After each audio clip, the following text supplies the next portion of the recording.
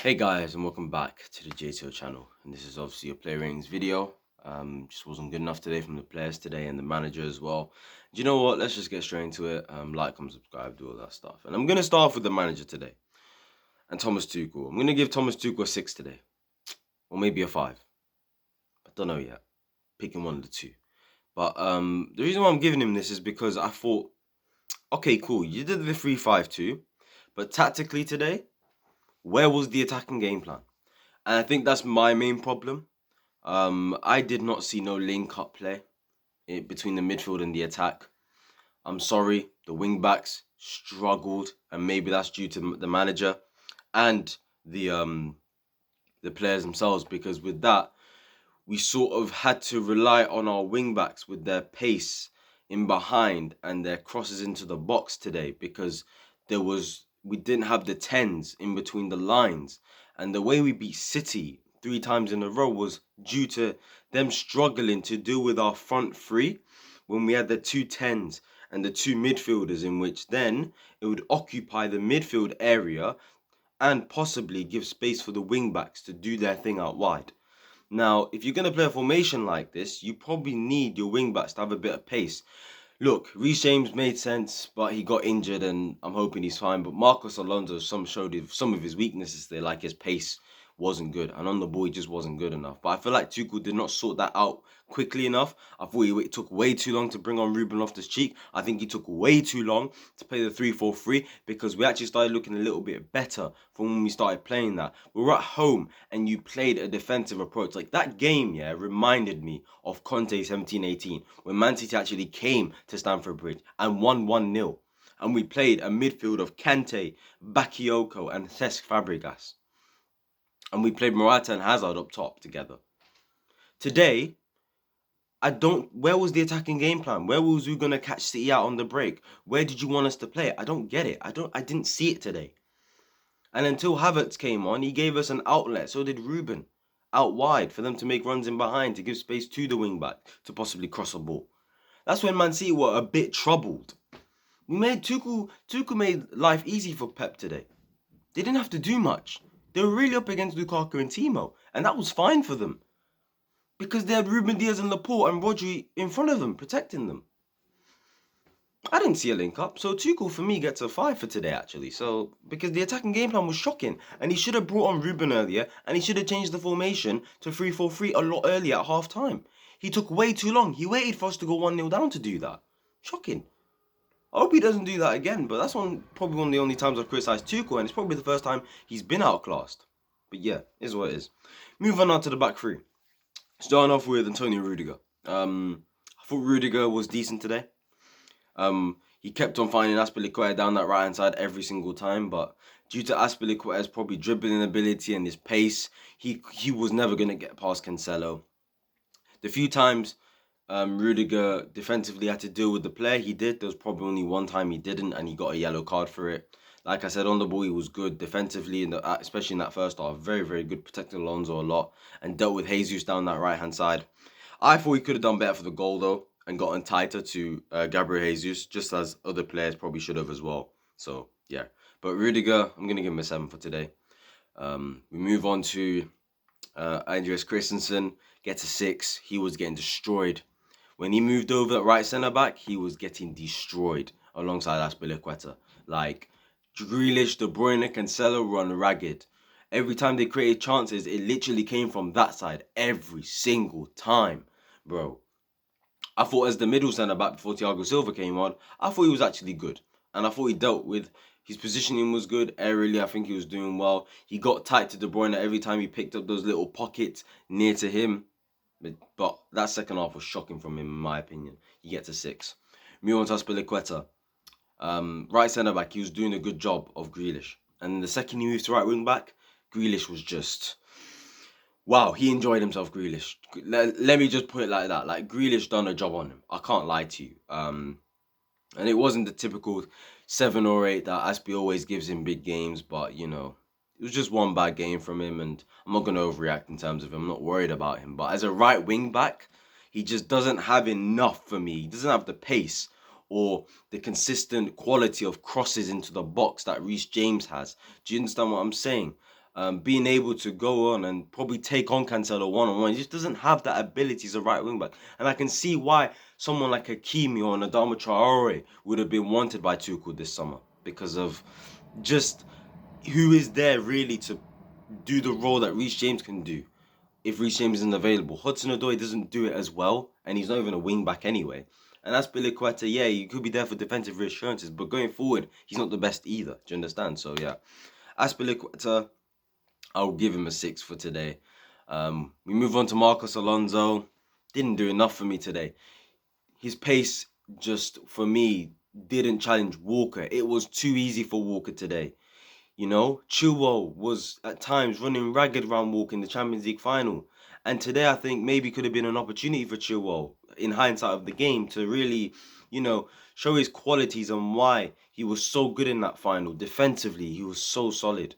But Alonso today, defensively, he looked shaky at times. That second half on the ball, absolutely horrific. Horrific. The crosses were horrific. Sometimes he even refused to cross the ball. Horrific on the ball today, Marcos Alonso. Corners were horrific. Everything was horrific when he was on the ball today. And on top of that, his pacing behind would have, Chilwell's pacing behind would have really been useful, and Alonso just doesn't have that pace. And it's not his fault, to be fair. You know, he's been in good form recently, but today wasn't his best performance either. I'm going to give him a 6.5 though. We move on now to the midfield. Starting off with Mateo Kovacic. Absolutely shocking today, Kovacic. And in a way, I will give him the benefit of the doubt, because for me, and this just goes back to Tuchel, like every time we got the ball to potentially go on a counter, Kante and Georgie were just too deep, man. And there was no support for Timo Werner or Lukaku. No support. And like I said, until the guys in the 210s, till we brought the 210s in, when Havertz came on, we looked a lot better. We looked like we was going to create something. But cover anyway. I thought his passing was off. There were 2 occasions. Yeah, one to Kai Havertz and the other one to Timo Werner. I am sorry. You have got to play that pass correctly. That pass, the weight of pass has to be inch perfect. And it wasn't good enough. I'm sorry, for someone like Kovacic, that should be easy, bro. That one to Werner where he nearly got to it, but the keeper got to it. And then the one where we could have gone on a counter. And all we had to do is left foot. Get a good ball to Kai. The balls weren't good enough. And defensively, I don't think he was concentrated enough either. He wasn't good today, man. And I'm seeing people gave him a 7 today. I'm like, what? Did you see the game? He was shocking today. Absolutely shocking. Horrific, bro. On the ball, off the ball. You know, dribbling at times was there, yes. Sometimes he created a moment of brilliance, fair enough. But it wasn't good enough. He didn't offer us enough going forward, at least. Get a 5. Move on to Jorginho. 6. What did he do today? He didn't dictate shit. You know? Defensively, off it, he should have done better for the goal. Just like Rudiger, like I said, and Christensen as well. All 3 should have gotten entitled to Jesus and not even allowed him to turn. The fact that you allowed him to turn and shoot in a congested area like that. No, that annoys me, man. Get tighter to him. Put pressure on him. And man, let him turn and shoot, you know. That's mad. The deflection's unlucky. I'm not going to have a go at him for that. But get closer to him. Put pressure on him, Jorginho. Not good enough. He came off because we probably needed more dribblism and stuff like that to go forward with the ball. Hence why probably Cover had stayed on. But I don't know how Cover even played the whole game. You know? Jorginho 6. Kante on the ball, not good enough. Not good enough on the ball at all. Easy passes he could have found, he didn't do it at all. Again. You know, it just wasn't his day today, Kante. I don't know what was up with him, but there's not really much else to say. Defensively was decent in the first half. The whole team was decent in the first half in terms of defensively. We were immaculate, of course. But the second half, we just fell apart. We just couldn't get a rhythm going. And like I said, it just comes down to maybe the players not being able to find an easy pass and link up with each other to create counter-attacks. You know, in possession when we could have broke City's press. One player messed up, whether it was Kante, Alonso, Kovacic, Timo Werner, Lukaku. They all effed up today in possession, everyone. But it also comes down to Tuchel and his attacking game plan, because what was it? Kante gets a 6 for today as well. Timo Werner up top. I'm sorry to say this. He is not as important as people say. People are so excited to see Timo times Lukaku. I was actually happy for Timo to start. because I thought, okay, of what game plan Tuchel could have going forward. But what was in my mind in terms of an attacking game plan was totally different to Tuchel because he had the team sitting far too deep. But Timo, let's just get to Timo. Like, I'm sorry, not good enough. He's a pace merchant, bro. What does he offer me? What? Lukaku offers everything, but does it better. And Lukaku was isolated today. I'll get to him in a moment because he was poor today, but he at the same time was isolated. But Timo Werner, I'm sorry, on the ball, not good enough. I'm seeing trying to dribble at man. You're not good at that, bro. You're running into nothing. He had a couple good runs, yes. He got him behind a couple times. But what did he do after? What? I didn't see him link up with Lukaku, as everyone was excited for. I'm sorry to say this. The reality is, Timo Werner is not as important to our team, okay, as people think. He could be important for when we're winning the game and we need to go on the counter attack. Yes. But with Lukaku, he's not that important for me. I think players like Pulisic, if he stays fit, are more important. Ziyech is probably more important, despite being one-dimensional. Mount is probably more important. Havertz is probably... I think those four are more important. But it is what it is. Let me not even overreact, because you know what? People may think I'm overreacting on Timo Werner. I've always had these thoughts on Timo Werner. I've always said for ages, even before, this game, I've always said that possibly I wanted Havertz to start in this game, because I thought his link up with Lukaku would have been a lot better. But I've always said Timo Werner is not as important to this Chelsea team as people think now. And I've always said this, especially since Lukaku came in. That was just my opinion. Anyway. And I thought they could have linked up well today, but it didn't happen, and it is what it is. Lukaku today. Oh, Timo Werner gets a 6. No, you know what? A 6.5 or something like that. Because you know what? He at least tried, at least. When others weren't, I didn't even see them trying, but yeah. Lukaku today, so isolated. I'm going to have to give him a 5, man. So isolated.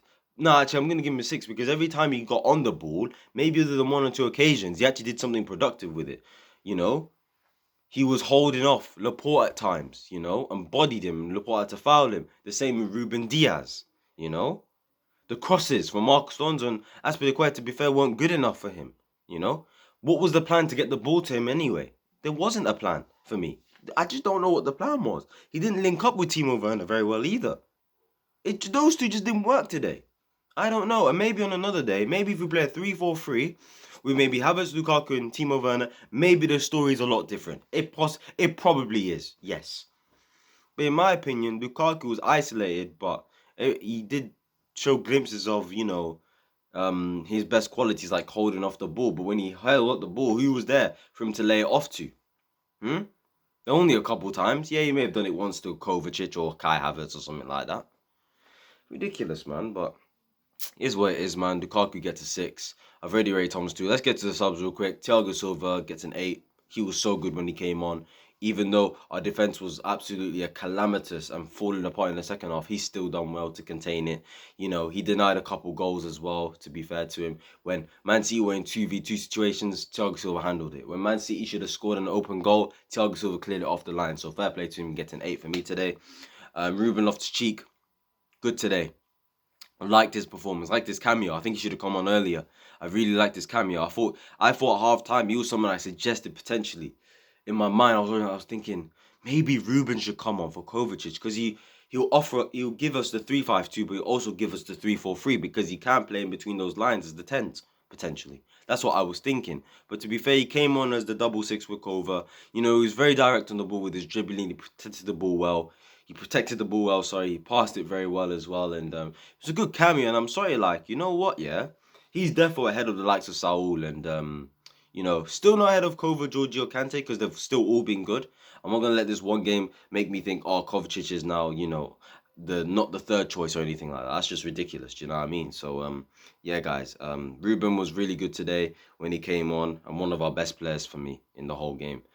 He gets an 8. And yeah, tell me your player ratings down below. If you did enjoy this video, please like, comment, subscribe, turn on post notifications, and I'll see you guys whenever I see you guys, to be honest with you. It'll probably be the Juventus preview or something like that. If I can get a video before then, we'll see in it. But yeah, peace.